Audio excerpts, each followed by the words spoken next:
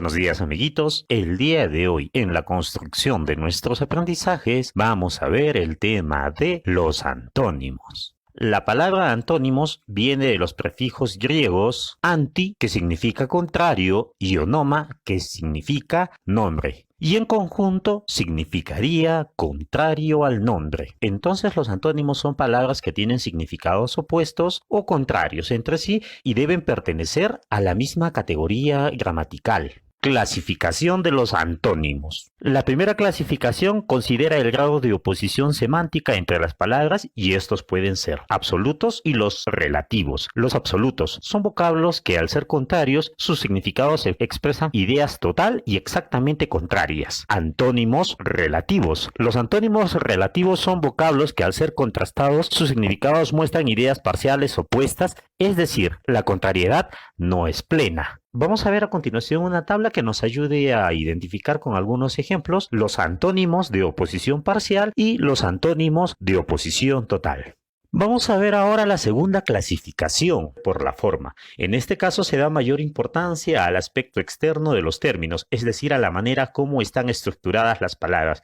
Los antónimos morfológicos, que se forman o estructuran de dos maneras, que a continuación detallaremos. La primera se forma tomando como base a una palabra o raíz a la cual nosotros le vamos a anteponer un prefijo de negación y esto nos va a dar como consecuencia un caso de antonimia. ¿Sí? Por ejemplo, tenemos la palabra mutable y tenemos la palabra inmutable. Ahora vamos a ver que a una raíz o lexema se le van a anteponer dos prefijos opuestos. Tenemos el ejemplo de inculpado, exculpado. Vamos a ver ahora los antónimos lexicales.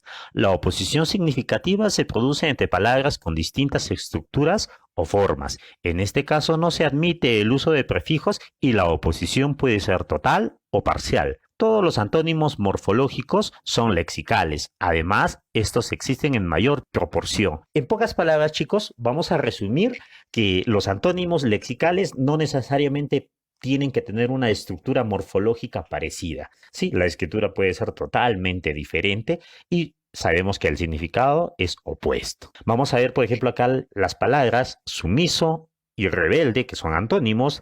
Vemos nosotros que estructuralmente no tienen ningún parecido y los significados son totalmente opuestos, ¿verdad? Entonces, esos son los antónimos lexicales por el significado. En este caso, se da mayor importancia a las diversas formas de oposición significativa existente entre las palabras, quedando relegada a plano secundario la construcción o la forma de las mismas, es decir, su morfología. Los lingüistas reconocen dentro de esta clasificación tres tipos de antonimia: los excluyentes, los contrarios y los complementarios, que vamos a ver a continuación.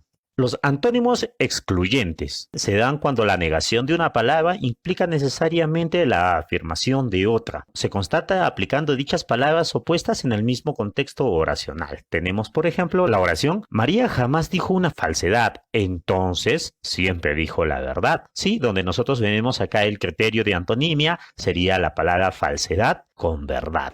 Ahora veremos el caso de los antónimos contrarios. Este caso se da cuando las palabras tienen sentidos opuestos graduales, es decir, cuando es posible admitir elementos significativos intermedios o extremos. La negación de un término no implica necesariamente la afirmación de otro. Tenemos, por ejemplo, la oración: si el cuerpo no está frío, entonces no necesariamente está caliente, puede estar tibio. Donde vemos que el caso de antonimia sería la palabra frío con caliente.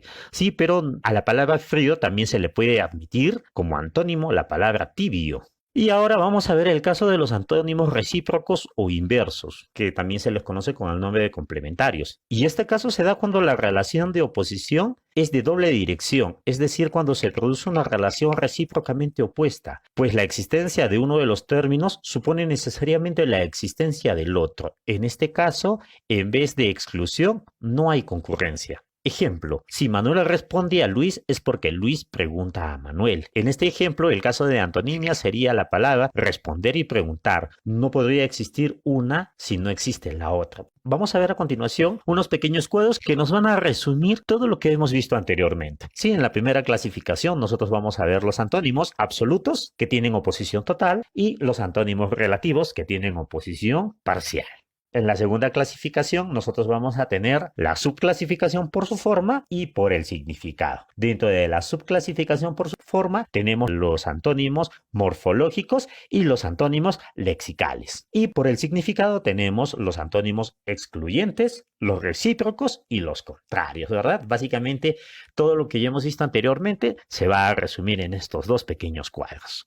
Bien chicos, ahora nosotros vamos a recordar cómo es que resolvimos el caso de sinónimos. Tuvimos tres elementos importantes en consideración, que eran el campo semántico, las categorías gramaticales y la estructura morfológica de las palabras, ¿verdad? En los antónimos se van a usar los mismos criterios, pero a diferencia de los sinónimos, en los antónimos es necesario conocer el significado de las palabras para poder resolver ejercicios. Ahora, con todo lo aprendido, te invito a que resolvamos ejercicios de antonimia en la siguiente práctica. Muchas gracias por su atención, chicos. Nos vemos en la siguiente clase. Bye bye.